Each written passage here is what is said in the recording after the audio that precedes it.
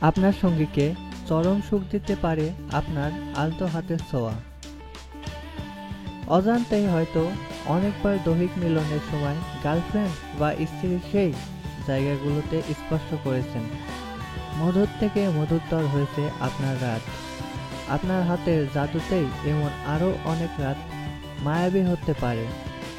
জেনে নিন মিলনের সময় নারী ঠিক কোন কোন অংশে ছোঁয়া চায়।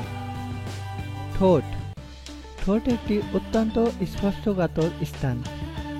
সঙ্গমের সময় আপনার ভালোবাসার মানুষটির ঠোঁট ছুঁয়ে তিনি আরও উত্তেজিত হয়ে ওঠেন, আরও দীর্ঘ করে তোলে মিলন। অজ্ঞাতম অনুভব করে নারীরা। ঘাড়। মিলনের সময় স্ত্রী বা গার্লফ্রেন্ডের ঘাড়ে চুমু খান।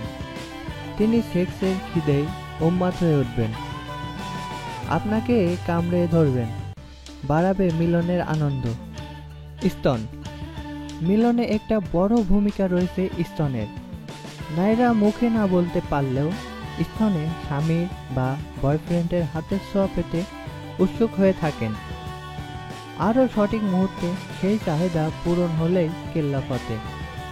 আপনার প্রত্যাশাকে ছাপিয়ে যাবে রতিসুখ। উরু। উরুতে স্পর্শ করুন, তারপর একবার সঙ্গীর মুখের দিকে তাকান। তফাৎটা চোখে পড়তে বাধ্য।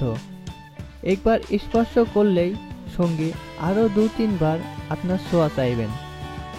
হাঁটুর উপর থেকে ধীরে ধীরে আলতো হাতে ওপরের দিকে স্পর্শ করুন। যৌন মিলনের ইচ্ছা জাগিয়ে তোলার এর চেয়ে সহজ উপায় আর কি বা হতে পারে।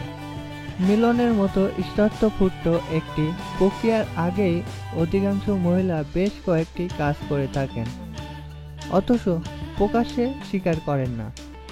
ব্রা ও প্যান্টি।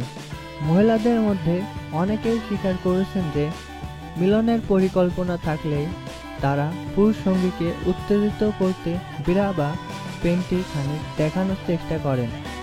সরাসরি মুখে না বললেও ব্রা বা প্যান্টি দেখিয়ে পুরুষ সঙ্গীকে নিজের দিকে টেনে আনার চেষ্টায় কোনো কসুর করেন না।